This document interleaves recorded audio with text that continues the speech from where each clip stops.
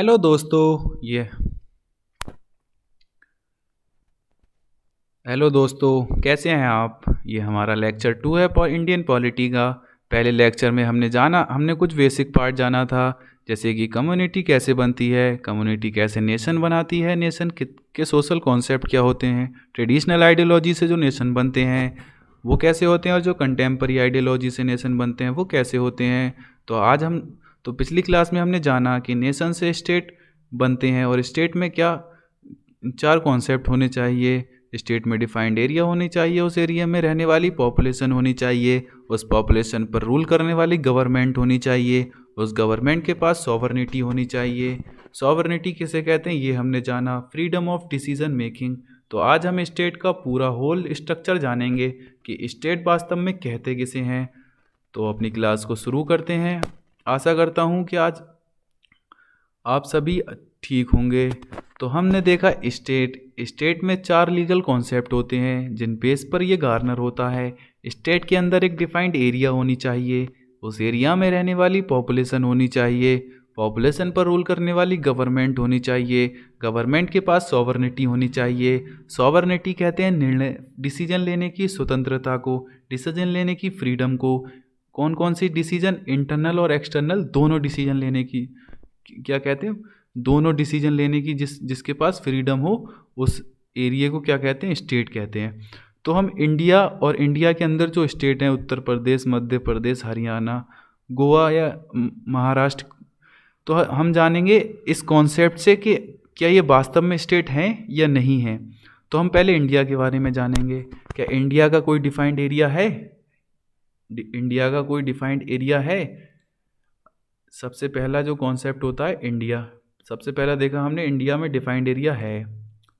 India में उस defined area में रहने वाली पॉपुलेशन है, उस पॉपुलेशन पर रूल करने वाली गवर्नमेंट है, उस गवर्नमेंट के पास इंटरनल डिसीजन और एक्सटर्नल डिसीजन लेने की क्या है, फ्रीडम है, यानी तो उसके पास सॉवरनिटी है। तो इस कॉन्सेप्ट या इस थ्योरी से इंडिया क्या हुआ, एक स्टेट। इस कॉन्सेप्ट या इस थ्योरी से इंडिया एक स्टेट हुआ। अब हम जानते हैं जिन्हें हम स्टेट कहते हैं यूपी, एमपी, हरियाणा। क्या यूपी, एमपी, हरियाणा के पास कोई डिफाइंड एरिया है? जी हाँ है। उस एरिया में रहने वाली पॉपुलेशन है? पॉपुलेशन है। उस पॉपुलेशन पर रूल करने वाली कोई गवर्नमेंट है? गवर्नमेंट है। रीजनल पार्टी होती हैं स्टेट में, या सेंट्रल पार्टी भी रूल करती हैं स्टेट की गवर्नेंस में। तो अब हम देखते हैं क्या इनके ये जो गवर्नमेंट होती है यूपी, एमपी, हरियाणा, क्या इन गवर्नमेंट के पास सॉवरनिटी होती है या नहीं होती है, या फिर होती है तो कितनी होती है? इंटरनल सॉवरनिटी जो इनके पास होती है वो कितनी होती है? लिमिटेड होती है। और एक्सटर्नल सॉवरनिटी तो होती ही नहीं है। तो इस थ्योरी के बेस पर तो यूपी, एमपी, हरियाणा क्या एक स्टेट नहीं है। तो हम इन्हें स्टेट कहते क्यों हैं? तो चलो इसे जानते हैं। तो अकॉर्डिंग टू थ्योरी के अनुसार जो हमारा इंडिया है, ग्रेट इंडिया, वो क्या है, एक स्टेट है। लेकिन अकॉर्डिंग टू कॉन्स्टिट्यूशन जो हमने माना है वो क्या है, यूनियन ऑफ स्टेट है, यानी स्टेट्स का एक यूनियन है, राज्यों का संघ है, इसमें 29 राज्य हैं। तो इंडिया एक क्या है अकॉर्डिंग टू थ्योरी, स्टेट, लेकिन according to constitution union of state.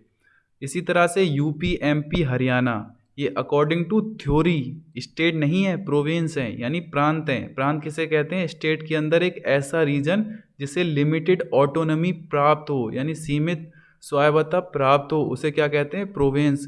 लेकिन हमने इन्हें प्रोविंस ना मान के क्या माना, अकॉर्डिंग टू कॉन्स्टिट्यूशन, क्योंकि हमारा देश तो कॉन्स्टिट्यूशन पे चलेगा ना, तो प्रोविंस को रीनेम कर दिया हमने। यानी यूपी, एमपी, हरियाणा वास्तव में स्टेट नहीं है, ये प्रोविंस का क्या है, रीनेम है। अब समझ आया? प्रोविंस का रीनेम है, यानी दूसरे देशों में इन्हें प्रोविंस कहा जाता है, लेकिन हमारे देश में इन्हें क्या कहा जाता है, स्टेट कहा जाता है। और दूसरे देशों में जो उनकी कंट्री होती है उसको क्या कहा जाता है, स्टेट कहा जाता है। लेकिन हमारे यहाँ, हमारे इंडिया को क्या कहा जाता है, यूनियन ऑफ स्टेट्स। तो हमने जाना कि India according to theory states है, according to constitution union of states है। तो आप कभी आपसे कोई पूछे इंडिया एक क्या है, तो आप बताना थ्योरी के अकॉर्डिंग तो इंडिया एक स्टेट है, लेकिन कॉन्स्टिट्यूशन के अकॉर्डिंग क्या है, यूनियन ऑफ स्टेट्स है। और यूपी एमपी हरियाणा थ्योरी के अकॉर्डिंग तो क्या है, प्रोविंस है, यानी स्टेट के अंदर एक ऐसा रीजन जिसे लिमिटेड ऑटोनॉमी प्राप्त हो उसे क्या कहते हैं, प्रोविंस कहते हैं। और अकॉर्डिंग टू कॉन्स्टिट्यूशन प्रोविंस को रीनेम कर दिया किससे, स्टेट से। तो हम जानते हैं इसका जो सोशल कॉन्सेप्ट होता है, डिफाइंड एरिया और एरिया में रहने वाली पॉपुलेशन। डिफाइंड एरिया तो पढ़ने की ज़रूरत ही नहीं है, पॉपुलेशन हम आप इकोनॉमिक्स में पढ़ते ही हैं। तो अब हम जानते हैं क्या, स्टेट का थर्ड कॉलम जिसे क्या कहते हैं, गवर्नमेंट। गवर्नमेंट क्या होती है, गवर्नमेंट का जो मीनिंग होता है, यानी गवर्नमेंट का मीनिंग जानते हैं, एक ऐसी संस्था, गवर्नमेंट क्या है, एक ऐसी संस्था जो नागरिकों के विकास व कल्याण के लिए उन पर शासन करे। गवर्नमेंट किसे कहते हैं, an institute govern citizens for their development and welfare, उसे क्या कहते हैं, गवर्नमेंट कहते हैं। तो आज के बाद आपसे कोई पूछे कि गवर्नमेंट किसे कहते हैं तो आप ठीक से बता देंगे, एक ऐसी संस्था जो नागरिकों के विकास व कल्याण के लिए उन पर शासन करे। और जो इंग्लिश मीडियम्स के बच्चे हैं वो क्या बोलेंगे, an institute govern citizen for their development and welfare. अब गवर्नमेंट का हमने मीन जाना, अर्थ जाना कि गवर्नमेंट कहते किसे हैं।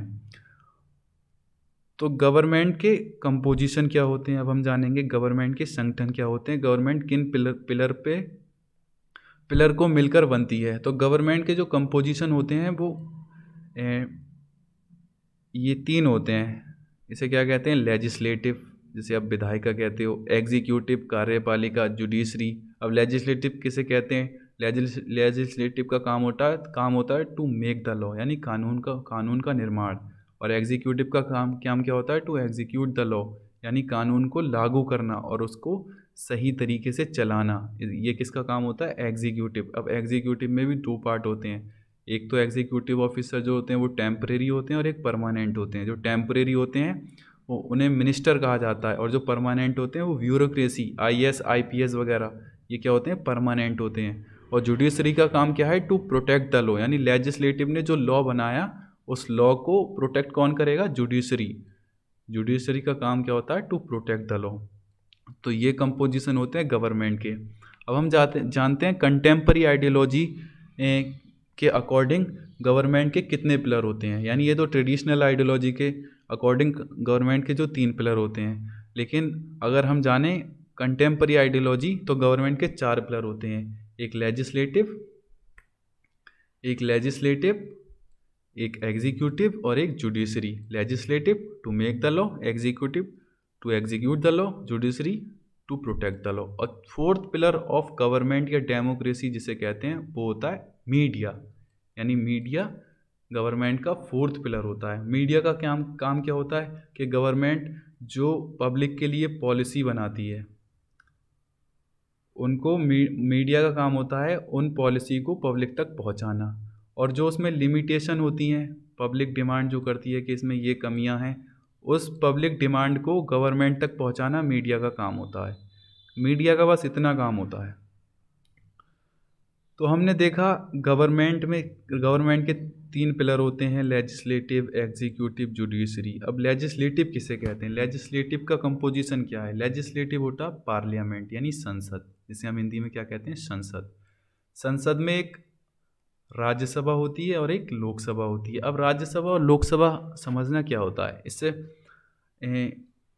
इसे समझने के लिए हम जानेंगे कि क्या कहते हैं, ब्रिटेन यानी England, oldest democracy of world, दुनिया की सबसे बड़ी क्या है, डेमोक्रेसी। तो जब यहाँ पे डेमोक्रेसी का निर्माण हुआ था तब क्या हुआ था कि एक उच्च वर्ग था, यानी एक अपर और एक लोअर।